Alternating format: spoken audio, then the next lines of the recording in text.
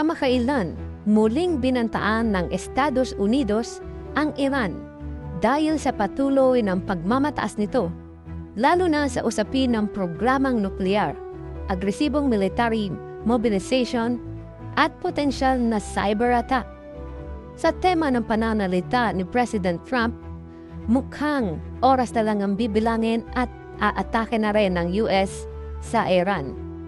Heto ang mga mahalagang puntos.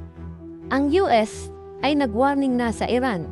Una, direktang babala patungkol sa nuclear.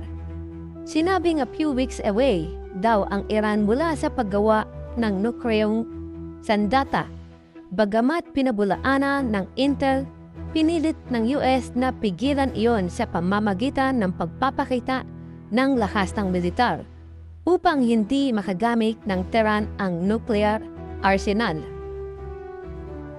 Senador Ted Cruz naman ay nagtahasang nagbabala na maaari magkaroon ng mushroom cloud sa mga lungsod gaya ng New York o ng LA kung magpapatuloy ang Iran patungkol sa nuclear arsenal.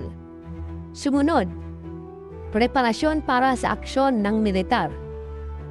Inilagay ng Pangulong Trump ang mga B-52 at aircraft carrier sa gitnang silangan bilang pagpigil sa Iran.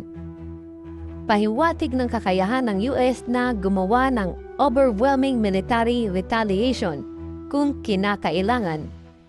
Sa kabila nito, sinabi ni Trump na I may do it, I may not sa North Lone. Posibleng pahiwatig na binibigyan din niya ang deterrence habang binubuksan ang puwang sa diplomatikong opinyon. Sumunod, cybersecurity alert. Inilabas ng ITISAC at Food and AGISAC ang babala sa mga US businesses. Mag-ingat sa mga posibleng cyber attack mula sa Iran, lalo na habang nasa mataas ang tensyon dahil sa gyera sa gitnang silangan ng Iran at ng Israel. Isang klaseng pagmamataas ng Iran ang tinutukoy. Ilang ulit nang nagpataas ng tensyon sa laban ng Iran at ng Israel. Pinahusay ang missile program kasama ang bagong Qasim Basir MRBS na may hanggang 1,200 kilometer range ang missile ng Iran. Ipinapakita noong May 2025 at sinabing kakayahing tumagos ng advanced defenses. Hindi pumayag humarap sa direktang US talk para sa nuclear issue. Hinahanap pa rin ang indirect channel gaya ng nauunang mga pagpupulong sa Oman.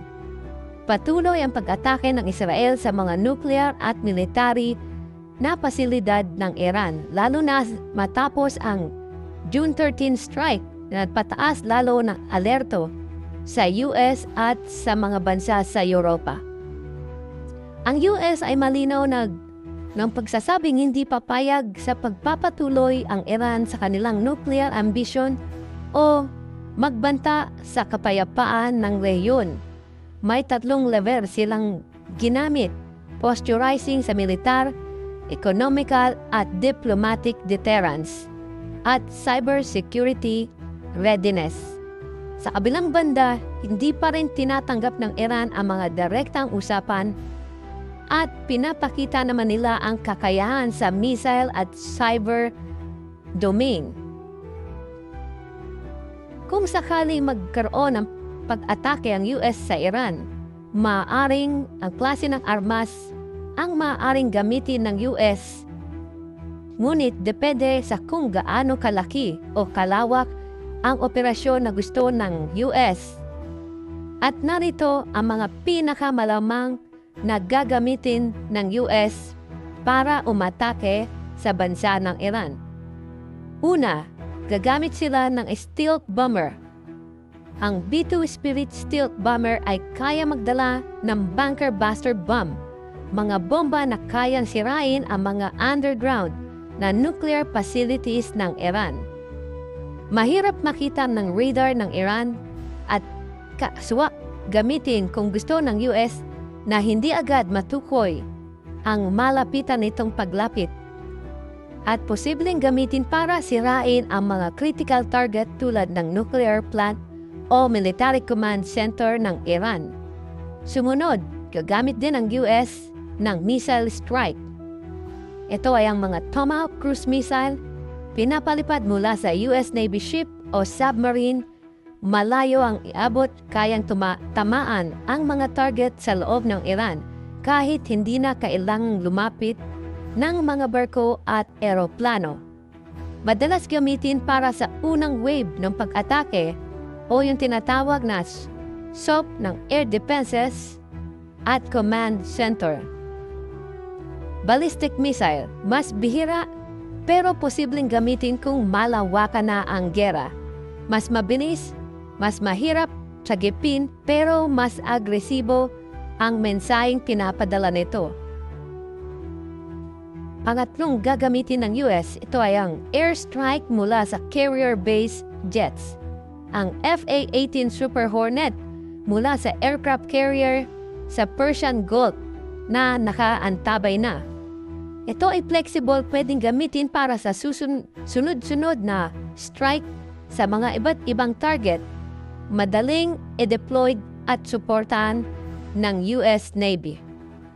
Kung surgical precise strike lang, stealth bomber at Tomahawk missile ang unang gagamitin ng US.